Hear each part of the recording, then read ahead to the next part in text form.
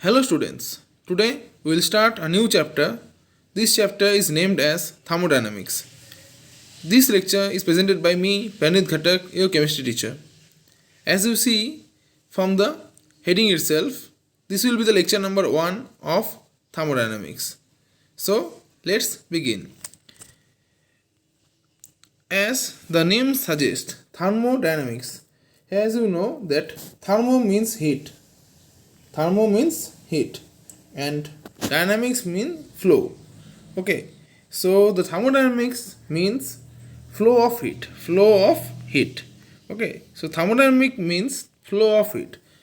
I am repeating myself. Thermo means heat and dynamic means flow. So as a whole, thermodynamics is being represented as the concept of flow of heat. Okay, so thermodynamics is basically flow of heat. Okay, and why we need to study thermodynamics? Because as a chemist or as a chemistry student, we need to do certain things. That is, we have to do some reactions, and any reaction, it will occur or not. That is, in nature, the reaction will go on or it will not occur at all. It can be probabilitated by thermodynamics. Okay, so thermodynamics can give you an idea that this reaction will be spontaneous or not. Okay, so thermodynamics is basically flow of heat, and a reaction will be spontaneous or not, that is, the reaction will go on or it will not occur in nature. It can be answered by the concept of thermodynamics. Okay, so that is why we need to study thermodynamics. Okay, so thermodynamics is basically a branch of physical chemistry which deals with energy changes accompanying a chemical reaction. So by definition we can say that thermodynamics is being called as a flow of heat, that part of chemistry, that part of physical chemistry which deals with the energy changes accompanying a chemical reaction. So a chemical reaction does undergoes some of the chemical changes and energy changes as well.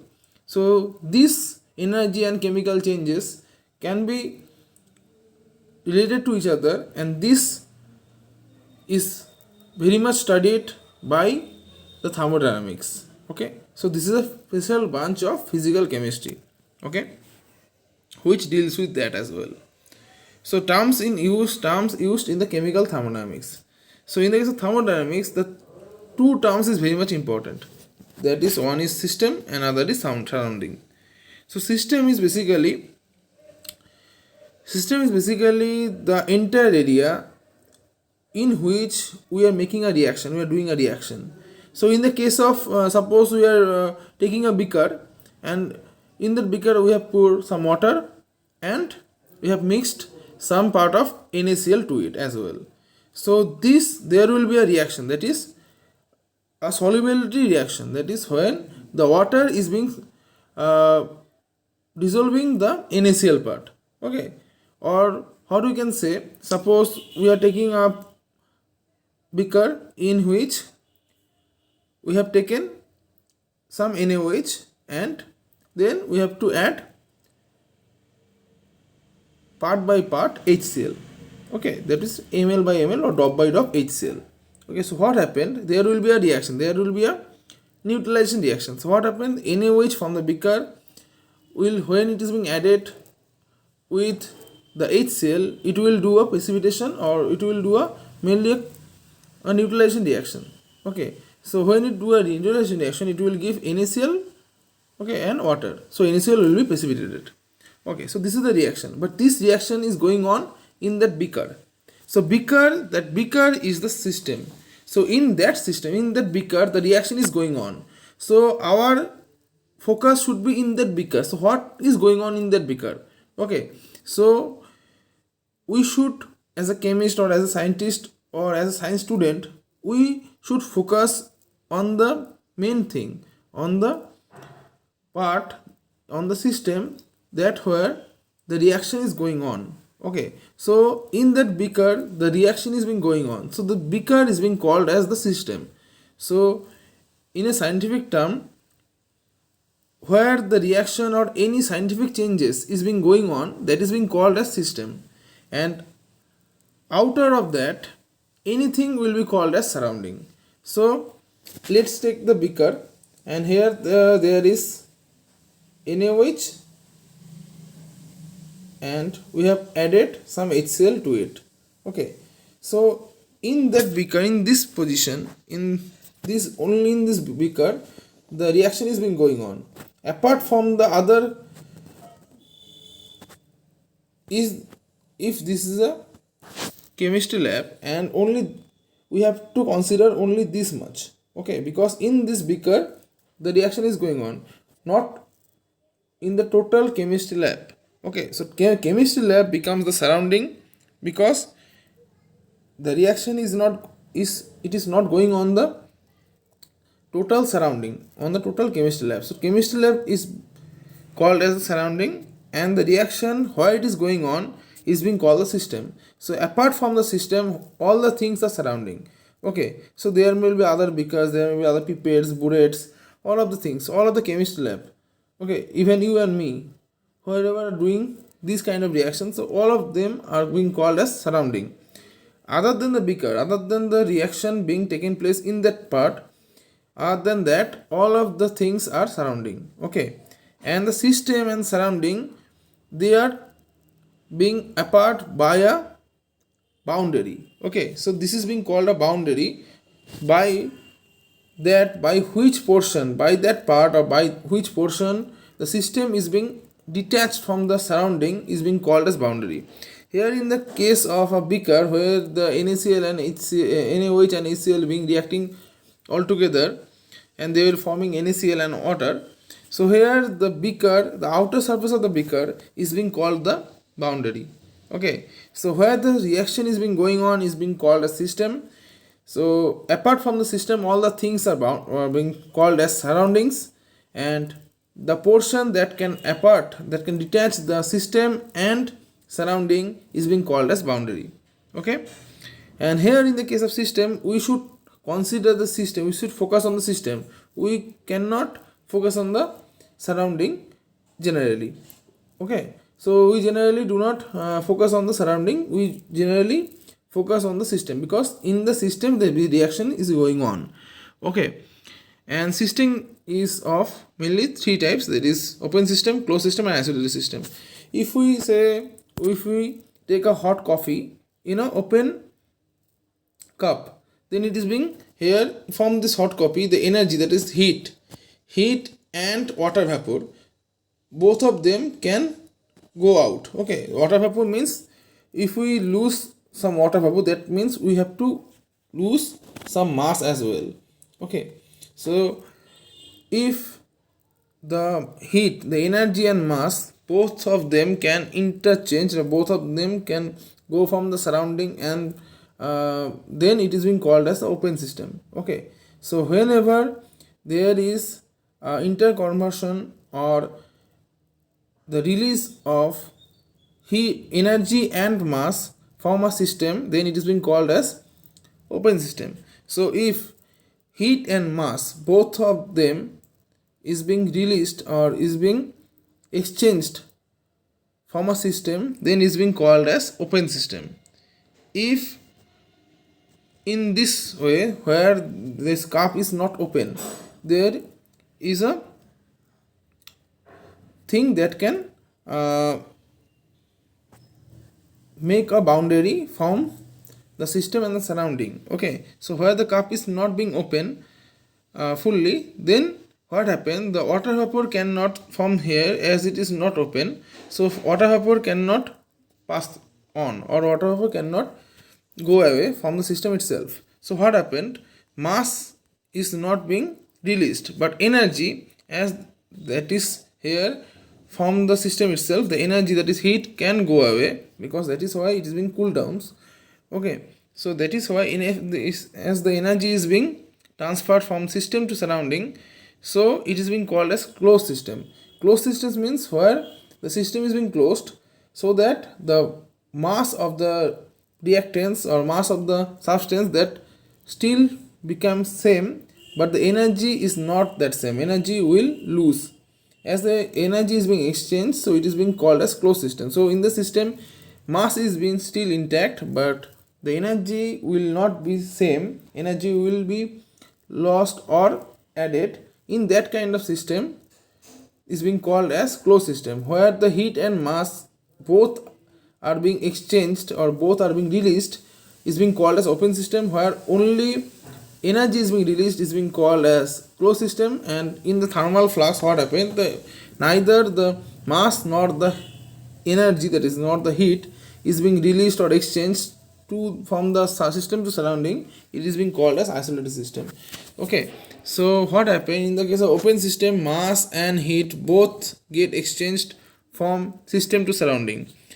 In the case of closed system, only heat or energy being exchanged.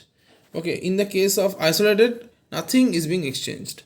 Okay, so in the case of isolated system, nothing is being exchanged. In the case of open system, mass and heat or energy, whatever it can be, it is exchanged from system to surrounding or some surrounding to system.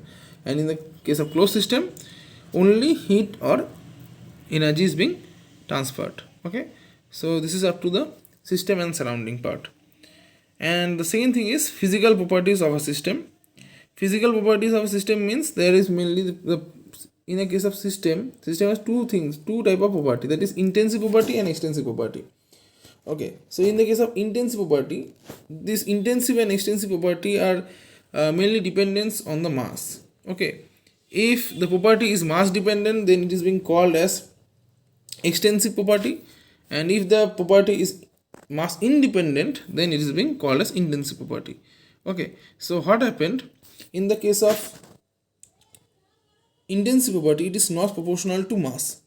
Okay, but extensive property is proportional to, is dependent upon the mass.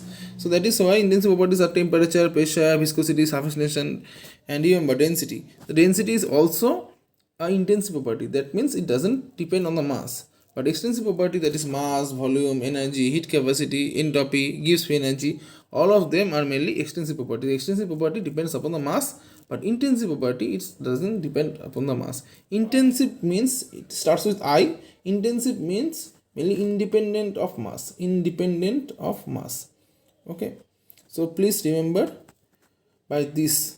Okay, independent of mass. Intensive means independent of mass, extensive means dependent on mass. And there are several thermodynamic processes, that is isothermal, adiabatic, isobaric, isochoric, reversible and irreversible. Okay, so this is the process. So what the processes are mainly isothermal means their temperature, the change in temperature, that is delta T, is being 0, that is temperature constant. Adiabatic means the change of heat, that is Q, is being 0. Change of heat is being 0 in case of adiabatic, so that the heat transfer will be 0. In case of isothermal, iso means same and thermal means temperature. So isothermal means temperature will not be changed. Temperature will be 0. Temperature will be constant, and so that the change in temperature will be 0. Adiabatic, the change in heat transfer will be 0. Isobaric.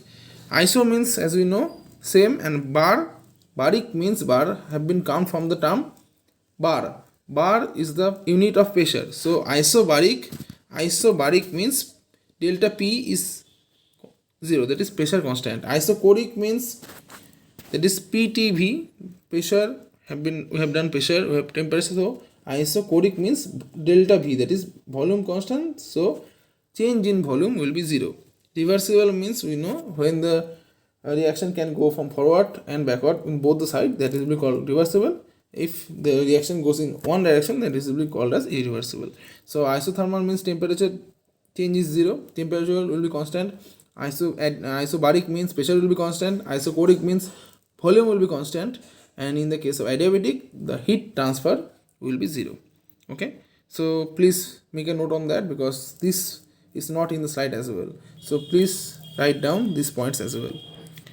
Okay, and the next topic is internal energy. As you know, in the case of more in the case of all the elements or all the molecules, all the particles have three energies or three degrees of freedom, mainly translational, rotational, and vibrational. Okay, as well as to some extent fictional. Okay, so in that way, all of these, due to all of these degrees of freedom or degrees of rotation of translation or vibration or fiction, they have certain energy of its own.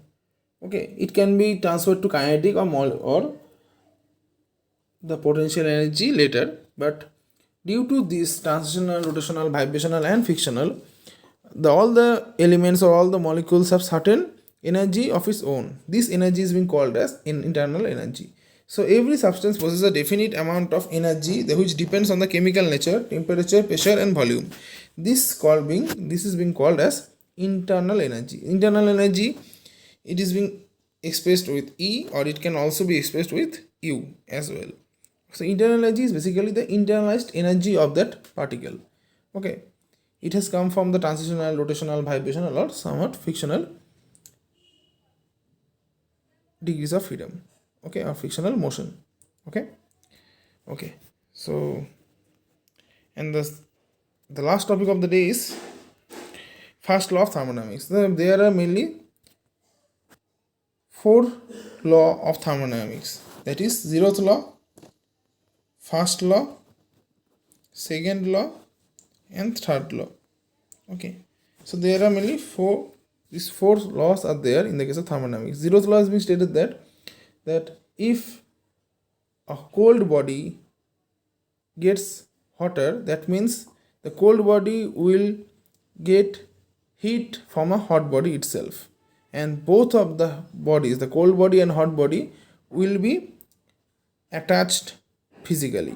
Okay, that means cold body will touch the hot body, and there will be a thermal exchange from hot body to cold body until there is a thermal equilibrium. That means until both the bodies get the same temperature, the cold body will get heat from the hot body.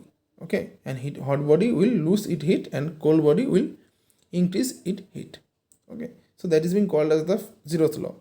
And here is in the case of first law states that if we give heat to a system, suppose this is a system, and in the system what happened, suppose this is the beaker, and here we have taken some part of water and we have heat this beaker through the Bunsen burner.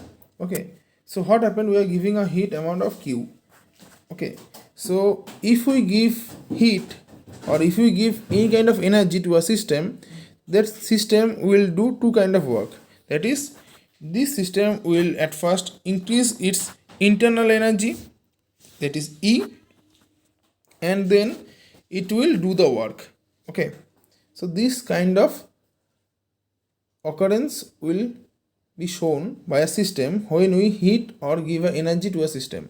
Okay, suppose in a beaker we have put some water and we have to heat it up. Okay, then first thing first, the beaker is being a system, so the system will do an increase of internal energy of its own. Okay, so the first thing first, the beaker will be heated.